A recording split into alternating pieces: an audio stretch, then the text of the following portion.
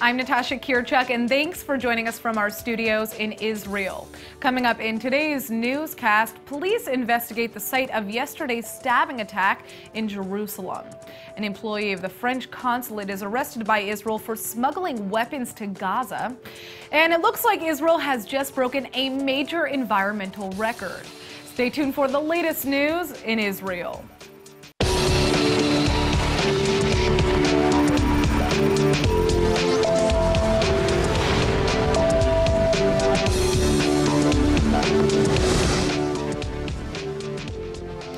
More bad news after yesterday's stabbing attack in the old city of Jerusalem. 32-year-old Adiel Coleman, a Jewish father of 4, has succumbed to his wounds and passed away in the hospital.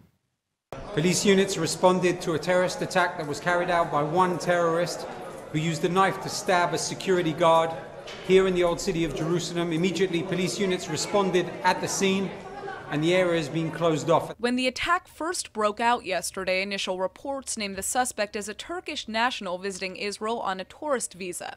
Police have corrected those reports now, naming 28-year-old Abd el-Rahman Bani Fadel as the killer, a Palestinian father of 2 from the West Bank. Fadel was in Israel at the time on a 5-day permit allowing him to search for work in Israel. Police don't believe the suspect had any prior connections to terror organizations, which could mean this attack was more spur of the moment than previously thought. This incident comes just a few days after a deadly car ramming by a Palestinian assailant in the West Bank, which claimed the lives of 2 IDF soldiers. Many are bracing for even more violence to come. As the terror attacks continue, many are left wondering whether peace will ever be a reality, especially when terrorists and their families are receiving monthly salaries from the Palestinian Authority in return for their terrible crimes. These payments continue to beg the question, is Palestinian Authority President Abbas really a partner in peace? Well, here to help us answer that question is Middle East expert, Dr. and Colonel Mayim Bialik. Colonel Reserve. Colonel Reserve. All right. So, okay. In any case, I would try to answer this question, despite the fact that it's a lot of details to deal with.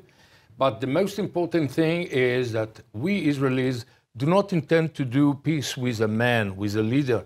We intend to do peace with people, with the Palestinian people. Unfortunately, Palestinian people are not yet prepared to do peace. You can see this through a huge incitement, a lot of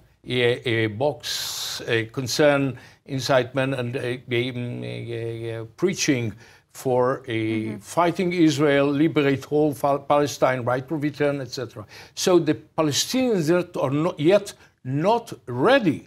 Is Netanyahu a partner for peace? I believe yes. He even openly introduced his terms for peace, including, for example, a demilitarized area that should be the Palestinian area, the Palestinian state, and the fact that Israel should control the Jordan River and delivering lands for lands, etc. A deal that... Well, it all comes down to concessions from both sides, right? But why won't the Palestinian Authority stop paying salaries to terrorists? That's the main idea, because actually Abu Abbas is behaving in a Janus face policy. For the world, he wants to be introduced as a one who's seeking for peace. But on the ground, towards his own people, he incites them by accepting people who committed crimes against the Israeli citizens terrorists. He calls streets and sites in the Palestinian area on the names of Palestinian terrorists. He increasing and even encouraging terrorism by paying them the families and the tourists money. This is not the way to create a state of mind of peace. On the contrary, it encourages terrorists to keep on doing so. Well, my question for you, is there a better partner for peace that currently exists within the Palestinian public? And obviously, there are many factions. But who to you would stand out as a better partner for peace if there was another person? I believe that it's a build-up process in which we'll have to see signs, milestones on the road that shows that the Palestinians really accept the fact that we are existed. Let's begin of recognizing the fact that we are a Jewish state. They even this a simple step of recognizing Israel as Jewish state, they refuse to do it.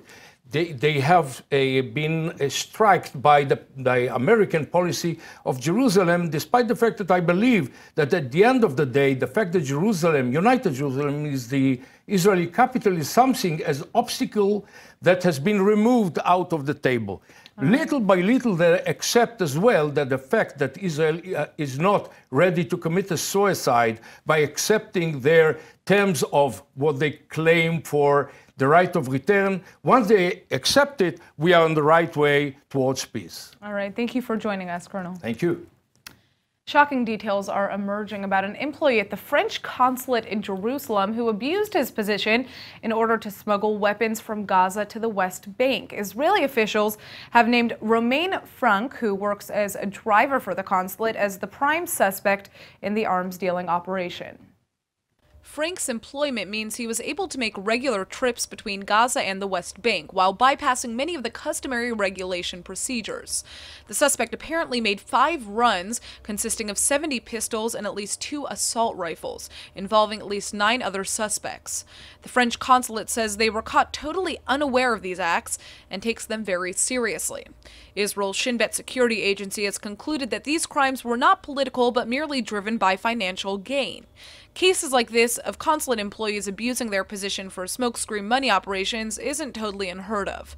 For these reasons, Israel has assured the French government that this will not impact diplomacy between Jerusalem and Paris. The suspect will stand trial today, and at this time, 9 other suspects, including another employee at the French consulate, have been arrested as well. In the wake of massive cuts in American funding, the United Nations Relief and Works Agency, or UNRWA, is facing a grim future. Well, last Thursday in Rome, the UN convened an emergency conference to try to save the floundering aid organization. UNRWA is an asset to the international community that we must protect and support. Unfortunately, today's financial crisis places all of UNRWA's achievement at risk. And without a collective solution, UNRWA will soon run out of money. ILTV's Aaron Porras joins me now with more. Now, Aaron, the international community pledged $100 million in response to Guterres' plea. So is the problem solved here? Unfortunately for UNRWA, no. Problem is far from solved. You know, the $100,000 will really only pay for health and basic education services for the next few months. After that, UNRWA's right back in the same boat. So what can be done? Well, a lot of people are suggesting that UNRWA be defunded completely and suggested that its responsibilities just be absorbed by the UN High Commission for Refugees, which is responsible for all other refugees on Earth. Judging by the Rome conference, though, there are some countries that clearly would seem to prefer the status quo and have donated that $100,000, but it's really just not sustainable, which is why the United States cut UNRWA funding to begin with. Right, $100 million. And what makes, I mean, what would you say makes UNRWA unsustainable in its current state? So UNRWA, the way that they operate, unfortunately, is what makes them unsustainable. The sheer fact that the number of their refugees has grown exponentially since the point of conflict. You know, in 1948, when these refugees were first made, there were about 700,000. Today, there are 10 times that worldwide, 7.2 million Palestinian refugees, because the status of refugee has been allowed to go through generation to generation, which is unlike any other refugee population on Earth. So that's really the main reason. All right. Well, Aaron, thanks for joining us and giving us an update on this. All right, one of Israel's star soccer players is embroiled in a disturbing case of sex abuse. Anthony Varenne, who plays as a striker for the Beitar Jerusalem team, has just been summoned by police for questioning. This comes after a video began circulating on social media in which Varenne can allegedly be seen in a circle of men having sex with a woman who appears to be unconscious. This horrific video went viral last week and was apparently filmed several years ago before Varenne was a player for the Beitar team. At the time, police did not immediately look into this as a criminal case, despite the fact that Varenne himself, who is Israeli and French, admitted to the media that, quote, "I screwed up. It happened once and will never happen again. I'll have to live with the shame all my life." Left-wing Knesset member Merav Michaeli has urged the police to investigate the matter appropriately, prompting Varenne's questioning. In the meantime, however, Varenne continues to play for Beitar Jerusalem with no disciplinary hearing on the allegations. The Israel Football Association only said after checking with their lawyers that they, quote, expect the soccer player and everyone else to behave properly and with respect. Rumors that this tape was perhaps being used to blackmail Varenne in the past and that more incriminating video may still be out there. All right, well, the votes are in, and it may not be much of a shock, but Russian President Vladimir Putin has just been elected to a historic fourth term. Putin will now lead Russia for another 6 years, making him the longest-running leader in Russia's history, second only to Joseph Stalin. ILTV's Brett Allen Smith is with us now. And Brett, as we know, Israel has an enormous Russian population. Sure. How did they handle this election? Well, it's an interesting question because while this election was pretty much in the bag from the very get-go, now we're hearing all those stories about, voter suppression, bullying tactics, stuffing ballots, and etc. Because while Putin does have hardcore supporters in Russia for essentially bringing the country back into the realm of being a serious world power, the opposition against him is kind of afraid to stick their neck out, and probably for very good reason there. Sure, I mean, Putin himself is the former head of the KGB, right. And as soon as he took office, he was immediately putting media, newspapers, independent organizations all under government control. Some say to maybe keep a muzzle on any Sure. potential opposition. Yeah, and many Russian immigrants that I personally know here who live now in Israel, a lot of them said that they left because the situation was actually way worse than state media would ever suggest. And because even though Russia has dug itself out of a very tough hole after the collapse of the Soviet Union, that has come at a high cost. I mean, Russia is now basically puppeteering the Syrian civil war. Putin's accused of potentially changing the results of the last American election. He's got a scandal with poisoning a double agent in the UK. I saw the U.S. hit Russia with new sanctions just this week, too. Correct, right? and despite its power, Russia is becoming more and more isolated from the rest of the world. And a lot of Russians that I talk with here, many of them chose either to vote with the opposition, now that they've seen, kind of another world here that they're in Israel, but many have also decided to boycott the election altogether. Well, that attacks what Putin was really after Sure. throughout his campaign. He wanted a big voter turnout to justify his election and disprove those allegations of voter fraud. Right, and while state media says that the turnout was something, like 75%, other sources say it could have been as low as 55%, if not even lower. I mean, I read one report about students in a school basically being threatened with expulsion if they didn't go out and vote. But again, it's really hard to tell exactly what's going on in Russia sometimes because of just how tight Putin's hold is and how scared people are to cross him.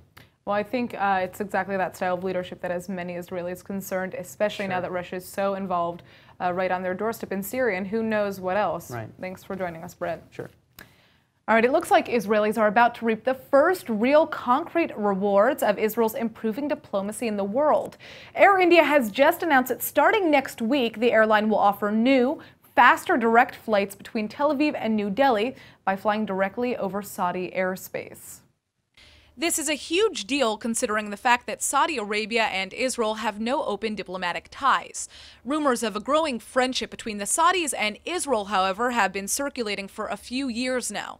These new direct flights were first announced several weeks ago in the wake of Prime Minister Netanyahu's historic visit to India, but were immediately denied by Saudi Arabia, who have never granted approval for Israeli-bound flights over their airspace. Well, the times are officially changing. Now that Saudi Arabia has greenlit these new flight paths, Air India will be able to shave about 2 hours off of the overall flight time. Israel's national airline, El Al, is now petitioning for the same approval to fly over Saudi airspace as well. The Saudi government would potentially be violating a United Nations regulation if it didn't grant El Al the same permission it's giving Air India. Either way, this faster flight signals a new era in Israeli relations with both India and Saudi Arabia. The Israeli song submission for this year's Eurovision is taking the world by storm. Netta Barzilai's performance of the original song Toy is even drawing support from the Arab world, with supporters from Saudi Arabia, Morocco, and Iraq saying they may not like Israel, but they're wishing Barzilai success. What might stand out the most, though, is this awesome choreographed dance to the song that a children's center in Uganda put together. Take a look.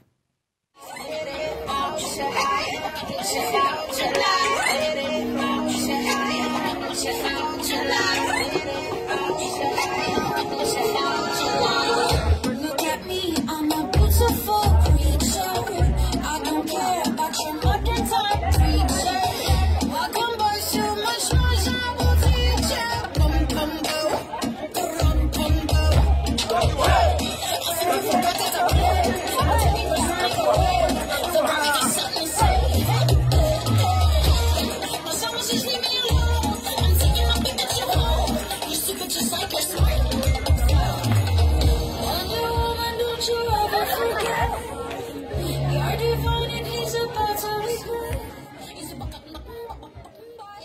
Ugh, I want that song to continue. The official clip of the song was posted on Sunday, and it's already racked up over 5 million views, making it the most viewed Eurovision entry this year. The success so far is leading many to claim that if Israel doesn't win the Eurovision this year, it will simply be because of politics. Either way, I think it's fair to say that Netta Barzilai has already won a lot more for Israel than the Eurovision.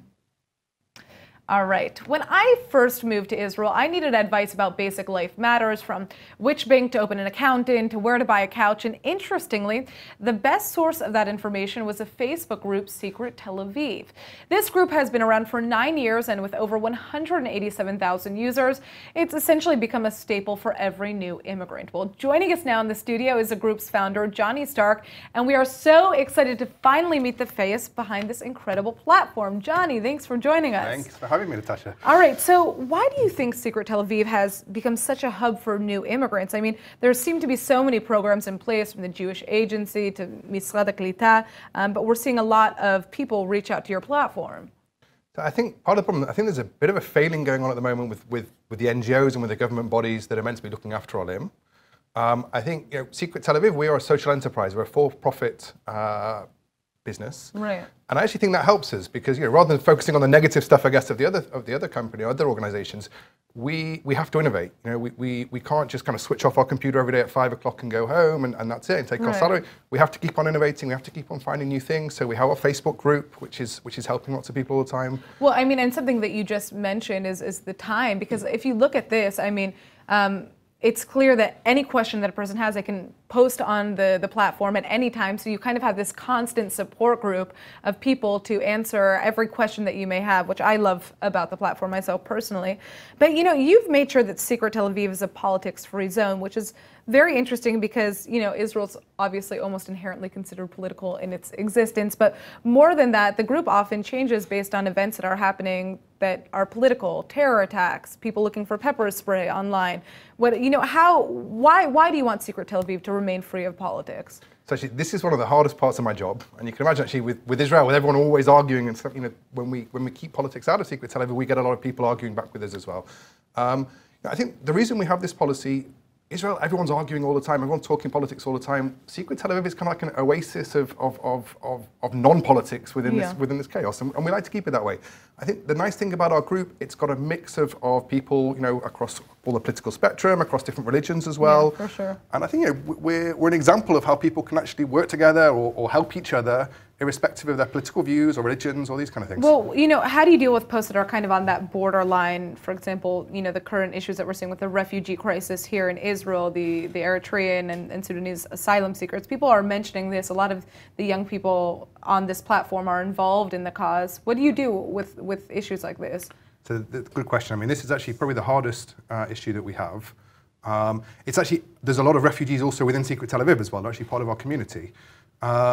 We, as much as possible, we try and keep the group politics free. We have other channels, so we have, for example, our websites, our newsletters, etc., where as much as possible, I personally support the refugees, and again, I can't say anything. We have to keep it totally politics free in Secret Tel Aviv. So what we do is we can, in our other channels, we can say, okay, here's the protests that are going on or whatever else, and try and get the word out that way. But within this forum, it's a totally politics free forum. All right. Well, I mean, the final thing that I want to ask, and unfortunately we're running out of time, is what aspects of the Secret Tel Aviv platform do you feel should be noticed more? Because I know you have a job board now. There are a lot of different aspects of the platform. Cool, thank you. I mean, look, so we just recently launched the jobs board. Now we have it in New York and London. So we started off with just Israel. We're now helping Israeli companies find employees as well in London and New York. Wow. We picked 2 Jewish, cities with large Jewish communities. Our goal basically is not for Israelis to apply for jobs in London and New York, but it's actually more for the Jewish people within London and within New York to start working with Israeli companies and hopefully actually start to make Aliyah over here. So that's something that we want. Well, for all our viewers watching, keep that in mind, because that's right down the alley. I think there are a lot of people here who just are kind of scared to make their way here and need that support. You can find it on the platform. And there's lots of amazing jobs there. There are a lot of amazing companies jobs. and lots of amazing jobs. All right, well, Johnny, you know how much I love Secret Tel Aviv and how much I use this, guys. It has grown enormously over the course of the last 9 years, and hopefully we'll have you back again soon. Thank Thanks, you for having Johnny. me. Cheers. All right, now get this. Israel has officially broken its solar power record. On Saturday, solar energy produced 13.4% of the total electricity being consumed in the country. And that's something to be really proud of because it puts Israeli sun innovation on the map. This may not sound like a surprising feat, especially since Israel is blessed with year-round sunshine. But even though Israel already has a pretty strong solar energy industry, production in Israel has traditionally been low, with much of it going to export. Back in 2015, Israel announced it aimed to have 10% of the country's energy come from renewable sources like solar, wind, and biogas by 2020. And it looks like the country has already made that happen. In reality, just 2.6% of Israel's energy currently comes from renewable sources. But in the southern desert region, 70% of the area is powered by the sun. By 2020, that percentage should jump up to 100%. Israel is certainly trying to use its southern territory as an example for the rest of the country and is in the process of building the world's tallest solar tower near Eilat. The hope is that that tower, along with 3 other plots, will be able to generate about 1.6% of Israel's energy needs, just enough for about 5% of the Israeli population. Well, it looks like the famous modern Orthodox Jewish actress Mayim Bialik is here in the Holy Land. Bialik is perhaps most known for her incredible performance in the hit show The Big Bang Theory. And it looks like the Israeli president may be a fan of himself because she just visited him in his residence. ILTV's Emmanuel Kadosh is here with the full story. Emmanuel. Yes, Natasha, she is in Israel. She did visit the president, but she's here for a completely different reason. She's here to speak at the Global Forum for Combating Anti-Semitism. For those, let's take it back for a second. For those who don't know, like you said, she is the star on a very big TV show in the States, The Big Bang Theory, where she plays a neuroscientist, and she's actually a neuroscientist in real life. Which is crazy. I mean, like, people don't really know this about her, but she got a PhD from UCLA in neuroscience, but she decided she wanted to go and continue acting because it provides more time for her and her children. Right, exactly. And a lot of people are respecting her. You know, she is a Jewish actress. She's combating anti-Semitism. She's coming here to speak about being an actress, you know, a Jewish actress who is combating a lot of climate change in the, you know, a lot of anti-Semitism, especially in that industry. But she is very proud. She considers herself now an Orthodox Jew. She grew up a Reform Jew. So, you know, she's here kind of just showing people what it's like to be a Jewish American actress and I mean, I think doing it nicely. I think she's really stood up for Israel, just, you know, beyond the Jewish issue. She loves Israel. During the 2014 Gaza conflict, she donated money to the IDF for armored vests. She really does consider herself a Zionist. She says it in almost every interview. She's really vocal about it. And just a little fun fact for those who don't know, her name, Mayim, means water in Hebrew, which is just like amazing in my opinion. She has a lot of family here in Israel. So she is here coming. She's going to be talking at she's coming to the forum. She's going to be talking about it. She also did post on Facebook asking her followers to nominate her to light the torch at the Israeli Independence Day open ceremony. We'll see if that happens. It hasn't been confirmed yet, so let's hope. All right. Thanks for joining us, Emmanuel. Thank you. And now for our Hebrew word of the day. Love it or hate it, Netta Barzilai's performance of toy is now burrowing itself into our heads worldwide. So today's word of the day is tzatzua, meaning toy.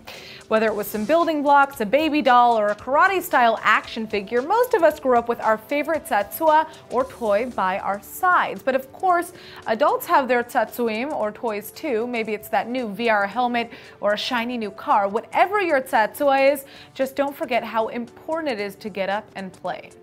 All right, let's go ahead and take a look at the weather forecast. Tonight should be clear and somewhat warm with a low of about 60 or 16 degrees Celsius. Tomorrow you can expect more sunny skies, but with a slight drop in temperatures to a high of 75 or 24 degrees Celsius. All right, that's it for today's news. Today's exchange rate is 3.46 shekels to the American dollar. Remember to sign up for our daily newsletter at iltv.tv, and don't forget to follow us on Facebook at Israel English News and on Twitter at ILTV News. I'm Natasha Kirchuk, and thanks for watching.